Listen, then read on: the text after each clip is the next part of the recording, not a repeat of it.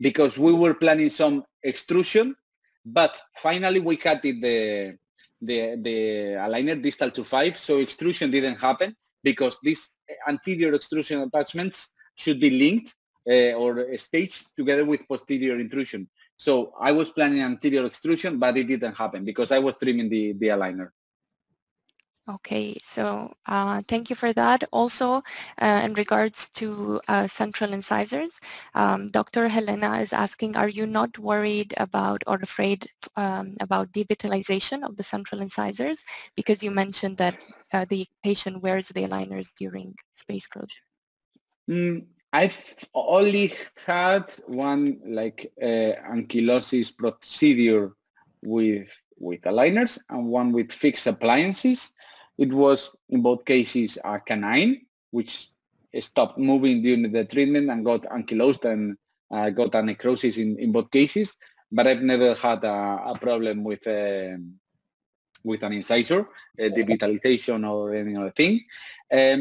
Usually I'm happy and confident of everything, so I don't think I'm going to catch coronavirus, and I don't think I'm going to have any devitalization. Maybe I will have, but I'm not afraid of that, and it hasn't happened to me yet.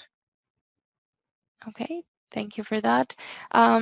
Also, question on how long do you hold the MARPE appliance in place after the expansion when you use only 4 screws for stabilization?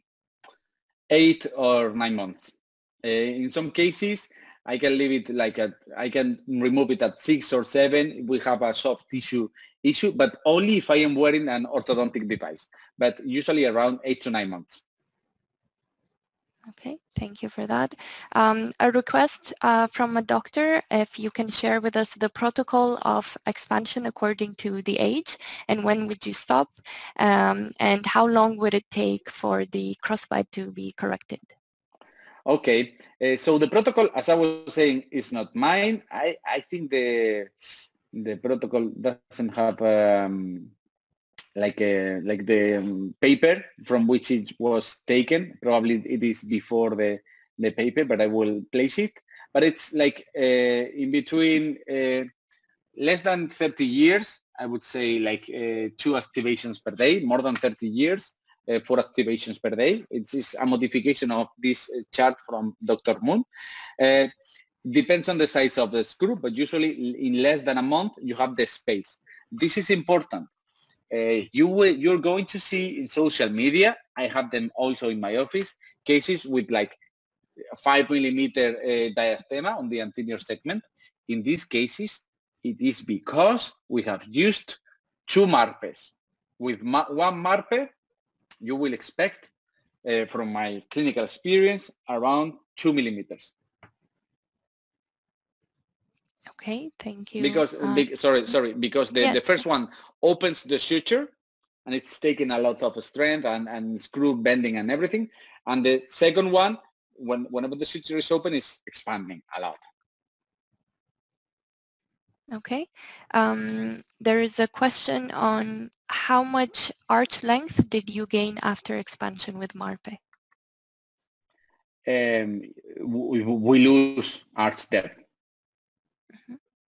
I mean, if it's arch width is around 2 millimeters with just the first MARPE from my clinical experience, and I lose arch depth, which is depending on the crowding we have on the anterior segments. We've reviewed 3 cases in which there was no crowding, so we lose more anchorage, more arch depth, sorry.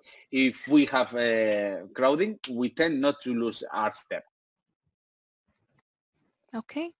There is a question on, is it predictable to expand only one side when you have asymmetric crossbite posteriorly? When you have an 8-year-old patient, and it has an asymmetric crossbite, which is, I think it's 3% of the cases are bilateral and almost 9 are unilateral. You do that in a growing patient, asymmetric expansion. It is predictable. Okay. So another question is, doctors said that they noticed you did not use vertical attachments on canines during extraction cases with AP movement. What is your option on that? Can you repeat, please? Yes, you did not use vertical attachments on canines during extraction cases.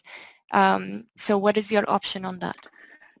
Yes, I usually, I mean, that's why I was saying I usually use lots of buttons, more than that, and I don't use vertical ever, because I think like a vertical attachment is not going to control the tipping.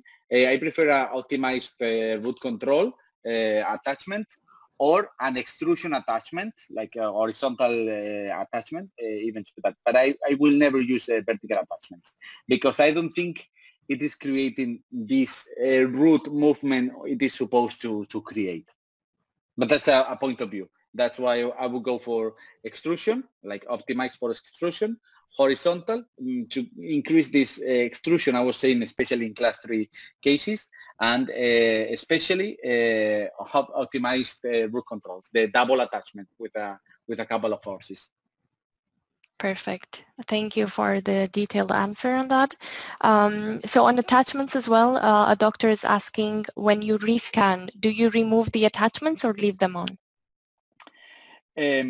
Depends on the case, on the situation, and the time. I mean, it's like sometimes you're in your office and you spend 6 months doing one thing, and in the 6 months following you do a different thing. But on a daily basis, I would say that today I would suggest to remove the attachments and scan. But for instance, today in my office, there is Dr. Sara, my colleague. She's an orthodontist. And because of the coronavirus, they are scanning with the attachments, and they will remove in a month when we have to bond the new ones. So we reduce the amount of water in the air, spray. Okay, thank you. So also there's a question of, when you decide to use sectional wires and brackets, do you apply them first and then take a new scan for extra or additional aligners? Yes. Okay. Okay, so a question is, do you load the appliance immediately or after a few days? Immediately. Okay. Another question, how do you, I assume, do asymmetric expansion? So you've already mentioned in growing patients, so I don't know if this question is around adult patients. Okay, with asymmetric expansion, the best thing, I mean, we've seen one of the cases in which we were using the second quadrant for anchorage. So if I can leave one quadrant unmovable, I will use it as anchorage if it's asymmetric. Just don't move the contralateral quadrant, or we can reinforce it with crisscross elastics. And if it's a MARPE, it will be the same as with growing patients. It is difficult to do it, especially because as far as we know from literature, we should be using 4 screws. And with 4 screws, like 2 on every side of the mid-palatal suture, it is almost impossible from a physics point perspective to difference the forces. So it is not an ideal movement when it's at this junction. But it's the same with 8-year-old. Sometimes you get expansion in the side you didn't need it because the crossbite is in the other one. So you have to work more on the second phase of the treatment.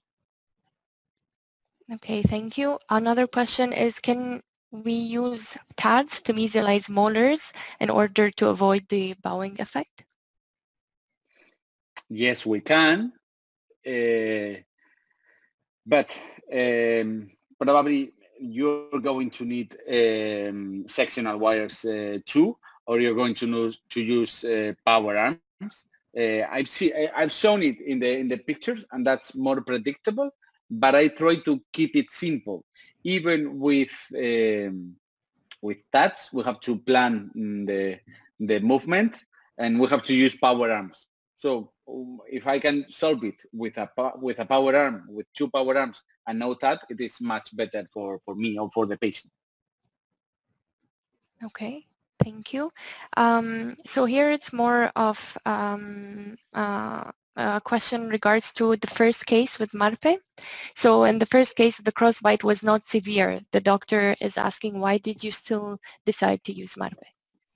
I agree with you. I was saying at the beginning that probably many of you would say, okay, I can decompensate this with like a dental alveolar movement, compressing the lower arch and expanding the lower arch. But in that case, imagine there is a 2 millimeter movement, like transversal movement, 1 millimeter expanding the upper and 1 millimeter compressing the lower. In that situation, the final result would have been like a smaller smile at the very beginning. And finally, with this, I think I got a better outcome of expansion. I know I can do it. Also, I use CBCT in my office on a daily basis. And I see that many times when we are doing like dental alveolar compensation, we're taking like molars out of the bone, which is creating some problems to the patient. But in this patient, it was more an aesthetic purpose to have a wider smile at the end of the treatment. Okay, so thank you for answering all the questions. We've addressed all of them in the Q&A, and it's also the end of our lecture. So thank you, Dr. Javier, for your detailed presentation and for sharing your knowledge with us. And thank you for all the participants for interacting and asking all the questions. Thanks to all of you. Stay home, stay safe. Same. Have a great day. Take care. Bye-bye. Take care. Bye-bye.